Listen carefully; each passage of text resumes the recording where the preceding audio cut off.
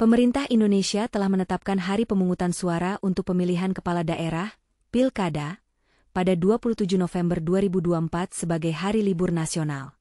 Hal ini diatur dalam Keputusan Presiden, Kepres, Nomor 33 Tahun 2024 dan Surat Edaran Menteri Ketenagakerjaan Nomor 1 Tahun 2024.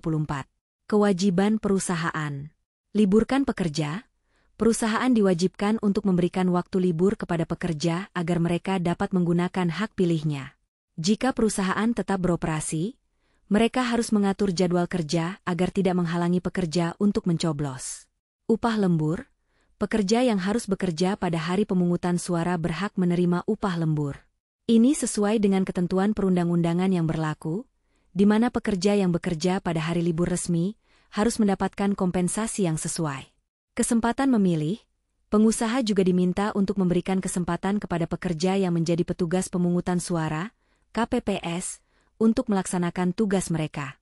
Kementerian Ketenagakerjaan menegaskan bahwa ketentuan ini bertujuan untuk mendorong partisipasi masyarakat dalam pemilihan umum dan memastikan bahwa semua pekerja dapat menggunakan hak pilih mereka tanpa hambatan. Perusahaan di seluruh Indonesia, tidak hanya di Bekasi, wajib memberikan libur kepada pekerja pada hari pemungutan suara pilkada yang jatuh pada 27 November 2024. Hal ini diatur dalam Keputusan Presiden, Kepres, Nomor 33 Tahun 2024 dan Surat Edaran Menteri Ketenagakerjaan Nomor 1 Tahun 2024, yang menetapkan hari tersebut sebagai hari libur nasional untuk memberikan kesempatan kepada warga negara menggunakan hak pilihnya. Kewajiban perusahaan. Liburkan pekerja. Semua perusahaan harus memberi kesempatan kepada pekerja untuk melaksanakan hak pilihnya. Jika perusahaan tetap beroperasi, mereka harus mengatur jam kerja agar pekerja dapat mencoblos. Upah lembur. Pekerja yang terpaksa bekerja pada hari pemungutan suara berhak atas upah lembur dan hak-hak lainnya yang biasanya diterima pada hari libur resmi. Dengan demikian, kewajiban ini berlaku secara nasional dan tidak terbatas hanya pada wilayah Bekasi, melainkan untuk semua perusahaan di Indonesia. Perusahaan yang mempekerjakan pekerja pada hari libur nasional pilkada, yaitu 27 November 2024, wajib membayar upah lembur sesuai dengan ketentuan yang diatur oleh Kementerian Ketenagakerjaan. Berikut adalah cara perusahaan menentukan upah lembur untuk pekerja yang bekerja pada hari tersebut. Vienas. Menghitung upah per jam. Upah per jam dihitung dengan rumus. Upah per jam ligu. Upah bulanan. Angka 173 merujuk pada jumlah jam kerja efektif dalam sebulan, jumlah hari kerja dikali 7 jam kerja per hari. 2. Menentukan besaran upah lembur. Besaran upah lembur tergantung pada jumlah jam kerja dan struktur waktu kerja sebagai berikut. Untuk waktu kerja 6 hari seminggu, 40 jam. Jam 1 hingga jam 7, 2 kali upah sejam.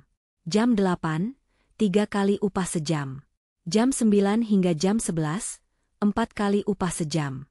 Untuk waktu kerja 5 hari seminggu, 40 jam. Jam 1 hingga jam 8, 2 kali upah sejam.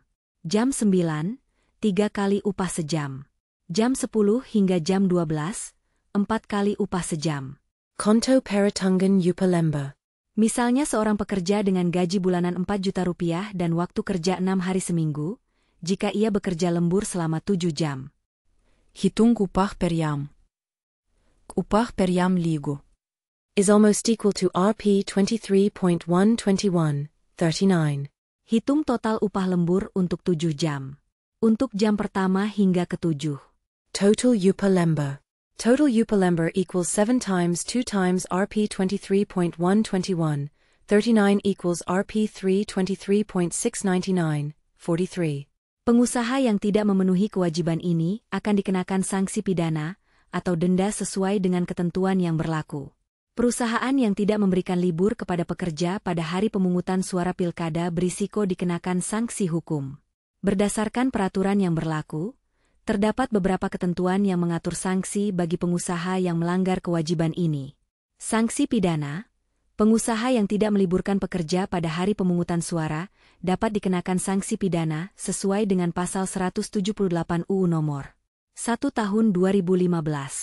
Sanksi ini mencakup pidana penjara paling singkat 12 bulan dan paling lama 24 bulan, serta denda antara 12 juta rupiah hingga 24 juta rupiah. Pelanggaran hak konstitusional.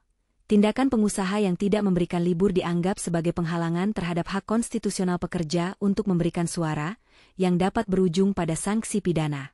Kewajiban pembayaran upah lembur. Jika perusahaan tetap mempekerjakan karyawan pada hari tersebut, mereka wajib membayar upah lembur sesuai ketentuan perundang-undangan. Kementerian Ketenagakerjaan menegaskan bahwa pekerja yang bekerja pada hari pemungutan suara berhak mendapatkan upah lembur dan hak-hak lain yang biasanya diterima pada hari libur resmi. Dengan demikian, penting bagi perusahaan untuk mematuhi regulasi ini agar tidak menghadapi konsekuensi hukum dan memastikan hak pekerja untuk menggunakan hak pilih mereka terlindungi.